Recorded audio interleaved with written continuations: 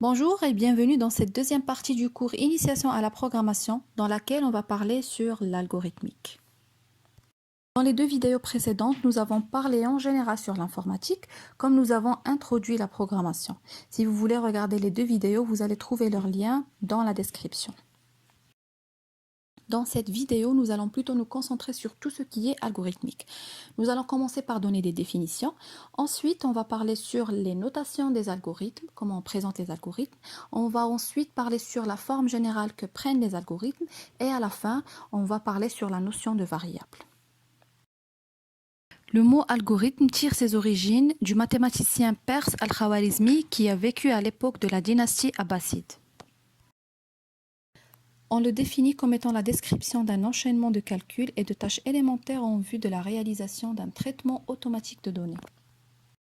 Dans cette définition, on trouve le terme enchaînement qui signifie l'importance de l'ordre dans un algorithme. On trouve aussi calcul et tâches élémentaires qui signifie que dans un algorithme, on ne trouve que des tâches et des calculs qui sont très simples à faire, qu'on appelle élémentaires.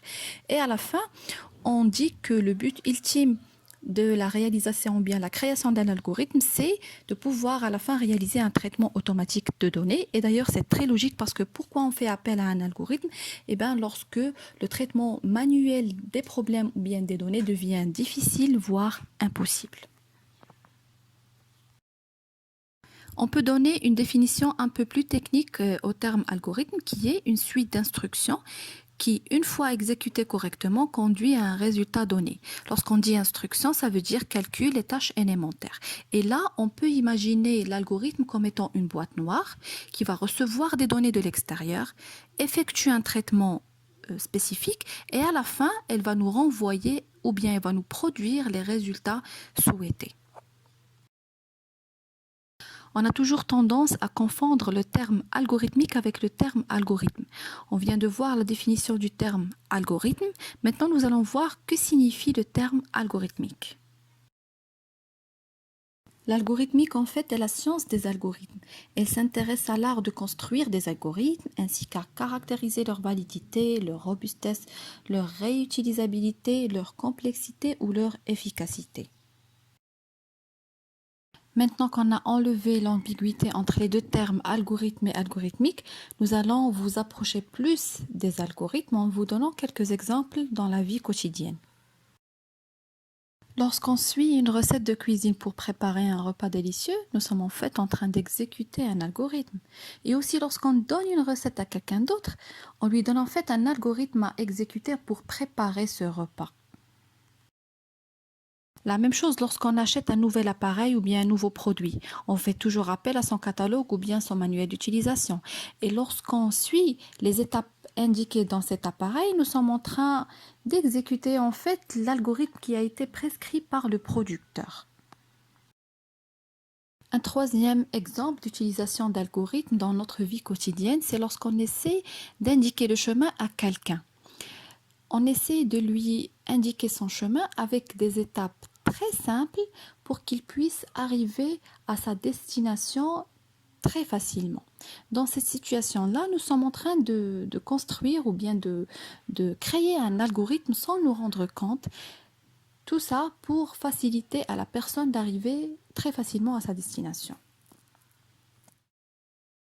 Alors, d'après les définitions qu'on vient de voir et aussi d'après les exemples que je viens de citer, je pense que l'idée d'algorithme ou bien le concept d'algorithme devient de plus en plus clair pour vous.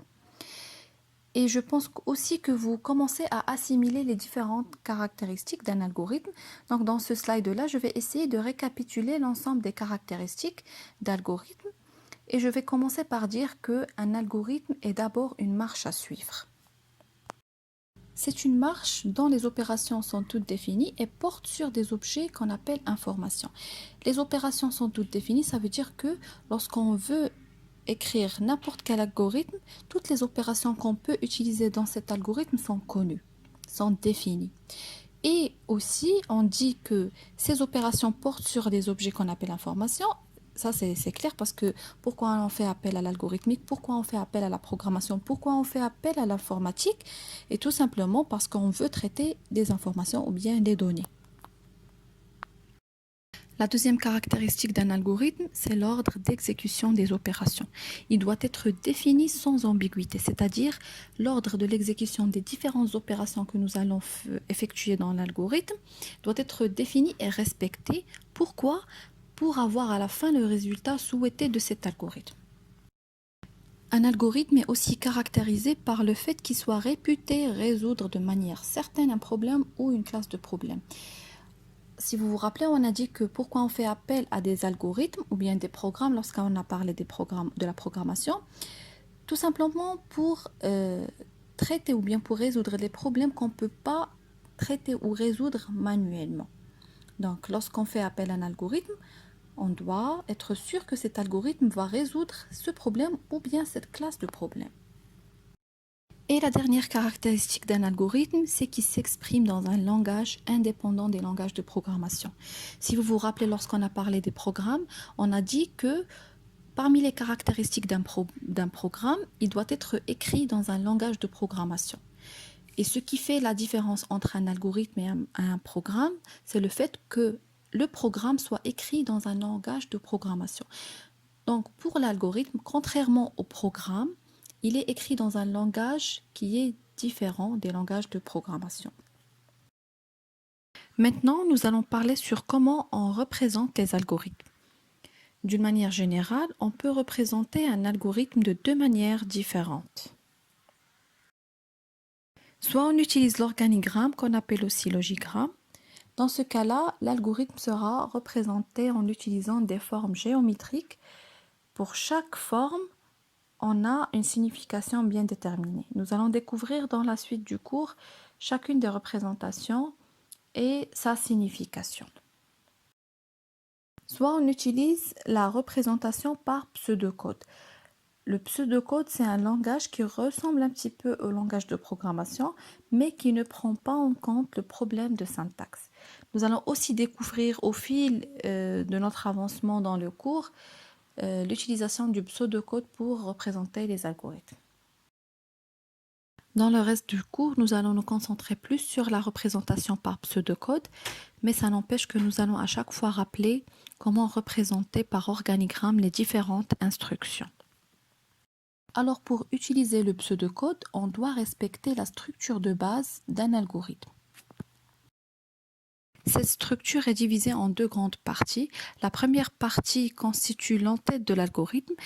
Elle est composée d'un ensemble d'informations facultatives de l'algorithme, à savoir son nom, son rôle, les entrées et les sorties. La deuxième partie représente le cœur de l'algorithme. Elle commence par la déclaration des différentes variables qui seront appelées à l'intérieur du corps de l'algorithme. Ensuite, on trouve le corps de l'algorithme qui est délimité par les deux mots début et fin. Et entre ces deux mots, on trouve les différentes instructions appelées pour faire le traitement souhaité par l'algorithme. Voici un exemple d'un algorithme qui va effectuer la somme de deux entiers. Donc, dans l'entête, on trouve le nom. Donc, on a donné à notre algorithme somme entier comme nom. Ensuite, pour le rôle de l'algorithme, on a dit que cet algorithme va faire la somme de deux entiers. Pour les entrées, nous avons choisi les deux chiffres A et B qui sont des entiers. Et comme sortie, on a mis C qui est aussi un entier. Ensuite, on a passé à la deuxième partie. Donc, pour les variables utilisées, donc, on a déclaré A, B et C comme étant des entiers. Ensuite, on trouve le corps de notre algorithme. Donc, début, on affecte à A la valeur 2. Ensuite, on affecte à la variable B la valeur 5. Et on affecte à la variable C la somme de A plus B. Ensuite, on trouve un commentaire qui dit que C fournit la somme des deux variables A et B. Et à la fin, pour indiquer qu'on a atteint la fin de notre algorithme, on trouve le mot « fin ». Ne vous inquiétez pas, en ce qui concerne le corps de l'algorithme, au fur et à mesure que nous allons avancer dans le cours, on va découvrir les différentes instructions qu'on peut appeler dans un algorithme. Donc, soyez patient un petit peu. Maintenant, on va passer à une chose très importante en programmation et aussi en algorithmique qui est la notion de variable. Avant de pouvoir utiliser et manipuler les variables, on doit tout d'abord bien comprendre cette notion qui est très importante en programmation et en algorithmique. Lorsqu'on parle de variables, si on évoque le terme programme ou bien algorithme, c'est toujours la même chose. Pourquoi? Parce que la signification reste la même pour les deux. Alors, une variable dans un programme ou dans un algorithme sert à stocker une information. Donc, d'une manière plus précise, une variable désigne un emplacement mémoire dont le contenu peut changer au cours d'un programme ou d'un algorithme, d'où vient le nom variable.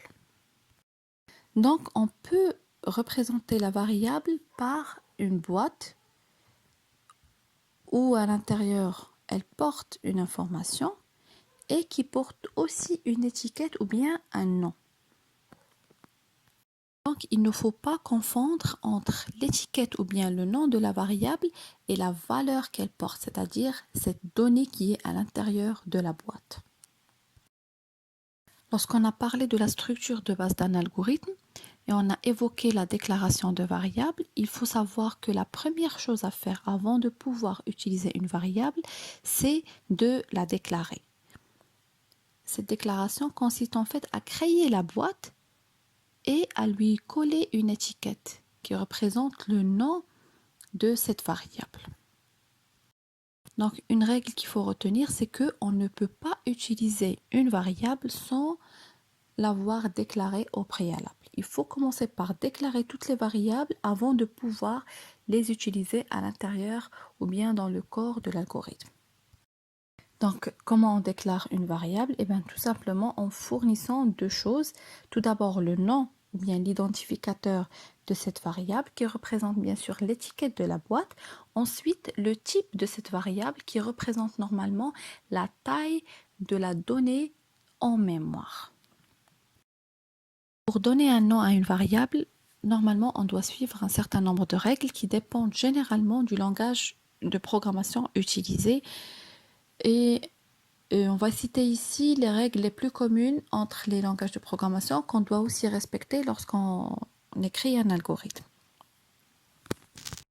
La première règle dit que le nom de variable peut comporter des lettres et des chiffres, mais on exclut la plupart des signes de ponctuation, en particulier les espaces. Le nom de variable doit toujours commencer par une lettre.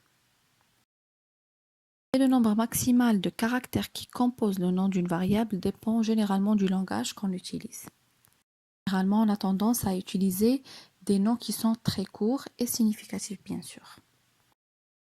Et la dernière règle, c'est de ne pas utiliser les mots-clés du langage de programmation utilisé. Et dans l'algorithmique, on va essayer d'éviter tous les mots-clés qu'on utilise dans les langages de programmation. Pour donner un nom à une variable, normalement, on doit suivre un certain nombre de règles qui dépendent généralement du langage de programmation utilisé. Et on va citer ici les règles les plus communes entre les langages de programmation qu'on doit aussi respecter lorsqu'on écrit un algorithme. La première règle dit que le nom de variable peut comporter des lettres et des chiffres, mais on exclut la plupart des signes de ponctuation, en particulier les espaces. Le nom de variable doit toujours commencer par une lettre. Et le nombre maximal de caractères qui composent le nom d'une variable dépend généralement du langage qu'on utilise. Généralement, on a tendance à utiliser des noms qui sont très courts et significatifs, bien sûr.